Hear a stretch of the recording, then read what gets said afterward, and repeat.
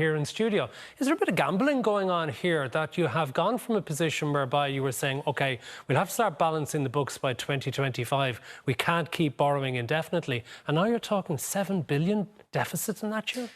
We have exercised judgment. When we published the Stability Programme update back in April, we made it clear that that was on a no policy change basis. That was a technical document. If you did absolutely nothing as a government, we set out the forecasts as to how that might play out over the next number of years. Since then, we've considered all of our policy options, taken account of where the economy is at, looked at all of the independent forecasts for the recovery of the Irish economy over the next number of years. And we believe that what we have struck is the right balance. The key thing here is to support economic recovery. It is underway. We have a rebound right now. We need that to transition into a sustained recovery over the next number of years.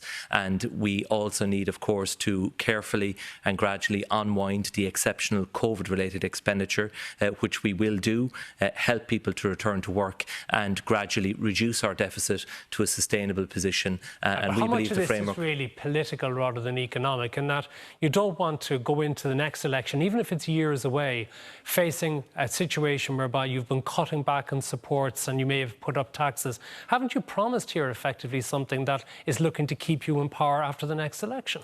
No, we haven't. If you look at the issue of the emergency expenditure, for example, in the current year, it will be of the order of €15 billion. And that is to pay for the vaccination programme. It's to pay for the functioning of our health service dealing with a global pandemic. It's to pay for all of the extra supports and facilities we've put in place in our education system, both primary and third level. But what we're talking about is running permanently big deficits year after year. And if you're tax cutting rather than tax increasing, that means borrowing. So how much money might the state owe by the time you're actually finished in power? So just to put it in context, first of all, the expenditure growth overall will be at 5% per annum. It will be lower than that for current expenditure, and we are prioritising capital investment because we believe that is where we will get the best return as a country, investing in housing, public housing, affordable purchase, cost rental, in transport, addressing the climate emergency and so on. We'll spend €50 billion in the public capital programme over the next 4 years, 22 to 2025. So that is a core priority of government. In theory, that's wonderful, but given the experience that we've seen with state spending in the past, how confident can we be that you'll actually get a good return, that the things you budget for will come in? Because we just look at the likes of the National Children's Hospital gone completely out of control in spending. How can we have any faith and trust in your ability to spend the money properly? Because we have introduced reforms, we have strengthened the public spending code. I, as Minister, have introduced a strengthened external framework now for oversight of capital projects. I've brought in a lot of external expertise. A new major projects advisory board is being set up, for example. People with frontline private sector expertise in delivering projects are now going to be directly involved in supporting and advising the state in delivering these critical infrastructure projects. You asked me a question a moment ago about what this means for the state in terms of indebtedness overall, and it does make a very significant difference. Pre-COVID, the national debt of our country was of the order of €200 billion. By the end of 2025, that will be around €280 billion. But despite that, per head of population, is not going to be one of the very highest in the world. It is, but there are a number of different measures that are relevant here. One is the annual interest bill relative to the revenue that our country gets every year. That has been falling consistently. A key measure is your national debt relative to the size of the Irish economy overall, and that will remain steady and in fact will fall over the next number of years. The average interest percentage on the totality of our portfolio of national debt is now down to about 1.5%. And do you anticipate it's going to remain that low? Because yes, you can borrow for practically zero rates of interest at present, but if inflation takes off, if the world economy is roaring ahead, interest rates are going to start going up. And when you go to refinance the loans in years to come, aren't they suddenly going to become an awful lot more expensive? Well, first of all, a key point is that all of the additional borrowing that we have done in the last couple of years have been through fixed rate amortising bonds. So those historic low interest rates are locked in for the full duration of those loans. So despite borrowing more, the annual interest bill has actually fallen very significantly. But you're right, there is a risk because we don't know in 10 or 15 years' time when it comes to refinancing those bonds what the interest rate will be at that time. That is why we have to, over time, ensure that our public finances are put on a sustainable footing. And what we have agreed now as a government is the overall framework to do that. So this is about supporting recovery, protecting public services, introducing moderate improvements in areas where we can, prioritising capital investment. And when you look at the funding you touched on in your intro there that we are providing for next year, that will be to ensure that we can continue with the vital supports and the provision of services that funding is. You've already mentioned housing, and there have been reports this week of rows at Cabinet as to how much money should be given to housing. So how much is going to be given annually, and how many of all the houses that we need will actually be provided by the state? First of all, there was no row. There was a lot of discussion and debate over recent weeks within government, many meetings, because we are determined to get this right. And we recognise that tackling the housing crisis is, most importantly, a critical issue for the country, for society, for the people we represent. How much money per annum from the state, and what percentage of the houses do we need will be funded by that money? So the capital envelope for housing will be confirmed once the NDP ceilings for each department are published and the Housing for All strategy is agreed. It's been reported £4 billion a year. How many houses would that give us, given that we need anywhere between 30 and 40,000 units of houses and apartments each year? Yeah, so the funding that we have available for the Department of Housing on the capital front in the current year is about 2.8 billion. That will increase and increase significantly over the next number of years. It's not just about money though. It's about delivery, and there are real challenges and bottlenecks in the construction sector that we have to work to help resolve, and we will do that. In the current year, enough money was provided for the direct build of over 9,000 homes, social homes, and we will be building on that over the next number of years. And in addition, we will be now delivering affordable homes. For the last number of years, there has been no affordable housing scheme in our country. We now have the legislation in place. We have the funding stream secured. So the full funding package has now been agreed for Housing for All. Okay. And Darragh O'Brien will be confirming that when he announces it in the next 2 weeks. OK, we look forward to talking to him about that and see how it'll work out. But how can you actually then have so much additional spending and borrowing and at the same time be talking about tax cuts? So, first of all, the move towards deficit reduction and getting it down to the 1.5% or so over the next 4 years is driven by, yes, recovery, but also the unwinding of the emergency expenditure. Over the last 2 years, that expenditure is of the order of €31 billion.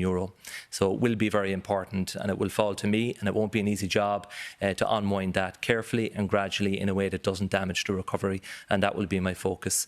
In relation to the taxation element that we have within the framework, we've made a provision for €500 million per annum in each budget.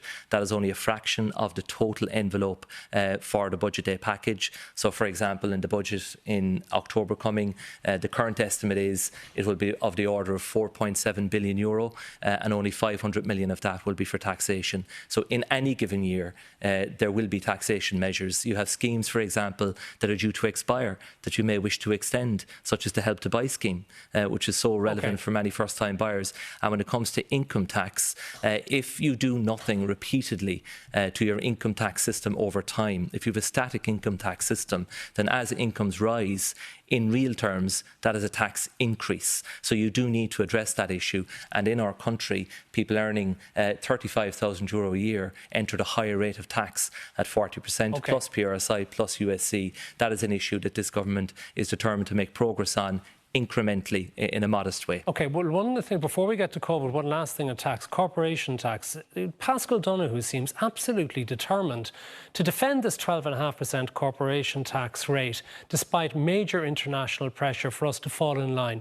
Why are we het up or hung up on this, given that if the corporation tax went up from 12.5% to 15%, surely we'd make a lot more money? First of all, because the certainty and stability about our 12.5% rate has been a cornerstone of our industrial policy in recent years. The international environment is changing. 15% surely gives us a great opportunity, because even at 15%, nobody else can undercut us. Yeah, and I'll address that point. We don't know that the alternative is 15%. The proposal that has emerged from the OECD has two critical words before that. It is at least 15%. We need to see how this plays out. It has a long way to go yet. There are very detailed technical discussions underway, even about how you calculate an effective rate of minimum corporate tax. Those are well underway. There are question marks in the US as to whether they can get all of the reforms through the Congress. And there are other countries who have concerns as well. There are two main pillars to the OECD reforms. We're fully participating. We are supportive of the changes of Pillar 1, which in effect mean that you transfer the taxing rights to where the substance of the economic activity takes place.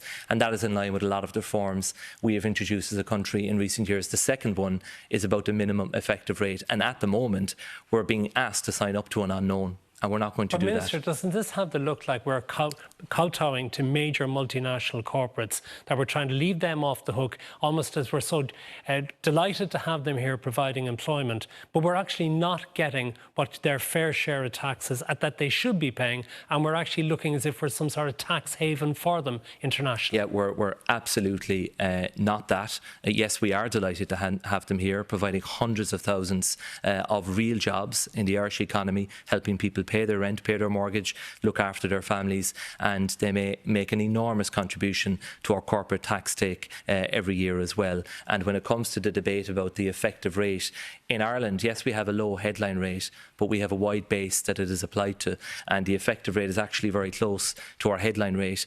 In other countries, they claim to have a far higher headline rate of corporate tax, but with all of the deductions and the allowances and the escape clauses that they have, their effective rate is actually far lower. One last thing on this. Are you really afraid that if the corporation tax rate was to increase, that companies that have established themselves here in Ireland would up and leave, despite the fact that they have so many major assets and employees here? Are we not confident enough in ourselves to believe that even at a higher rate of tax, they would stay in Ireland and that other companies would come here too?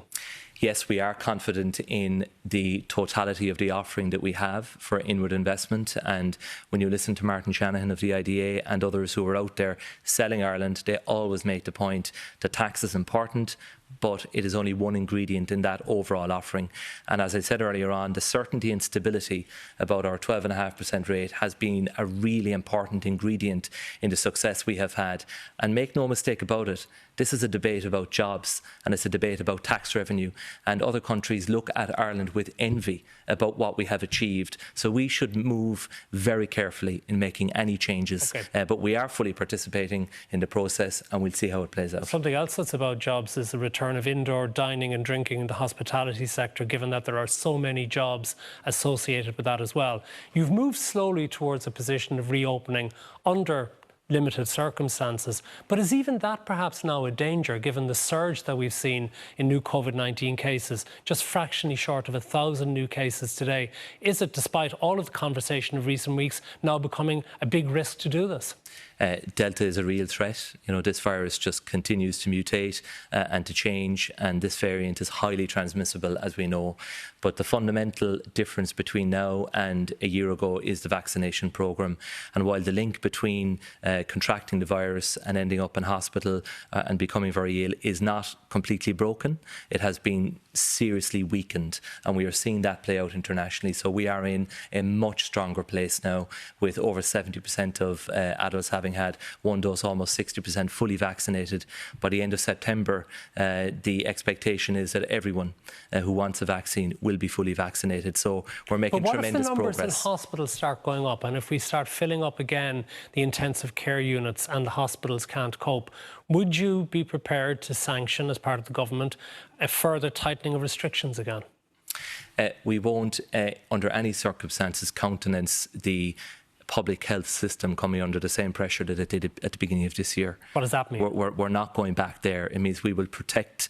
That means you would. We will protect our health service, again if you had to. And we will protect public health as the #1 priority. Our judgment at this time And the advice that we have received is that while there is undoubtedly risk and we have to remain vigilant, we are in a position to proceed with continued reopening, but not in the way that we would like. We do not want to be going down the road of limiting access to indoor hospitality for people who are either vaccinated or who have recovered from COVID. That's not the road we want to go down, nor did we even consider it until we got the advice from NPHET. But the stark choice that we face as a government is whether we keep tens of thousands of people who are unemployed and that we leave them unemployed for weeks or months longer, or we do this, we help them to get back to work, we give the sector a chance to breathe and survive and give them some prospect of coming through. Final one for you. As a senior figure in Fianna Fáil, how do you feel about the party's deep unpopularity at present? When Taoiseach Micheál Martin was here a couple of months ago, I put it to him that the opinion poll ratings were suggesting 11% for Fianna Fáil. He disagreed entirely with that. They're in the low teens all the time. And when you had a candidate in the Dublin-based by-election, you didn't even get to 5%. How battered are you feeling in Fianna Fáil at present? We're listening to people. You know, we have heard the message that people have conveyed to us.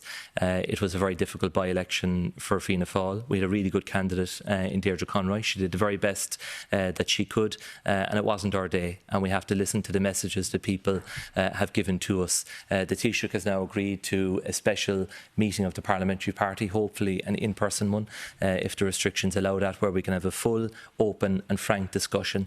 But I think we do need to convey to people the essence of what we stand for as a political party. That? And that is... Do you know what it is? I absolutely do.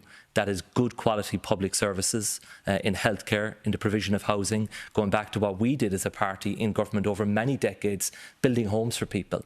No other party has done anything like Fianna Fáil has done through the history of our country in providing those basic supports and services for our people. But do you think, does anyone remember that, or do they remember the way you bankrupted the country a decade ago? We're going to get back to doing it again, to providing those supports for people. And the big difference between us and other parties is that we don't believe that you fund that by hiking taxes on businesses and on people who are doing well in society. Yes, they must pay their fair share. We believe in a pro-enterprise economy, supporting small businesses, good quality public services, supported by a strong economy. You can do both if you manage it properly, and that's what we need to convey to people. There's no vacancy at present in Fianna Fáil, and I know you've given your support to your leader, Micheál Martin, but he's not going to stay around forever.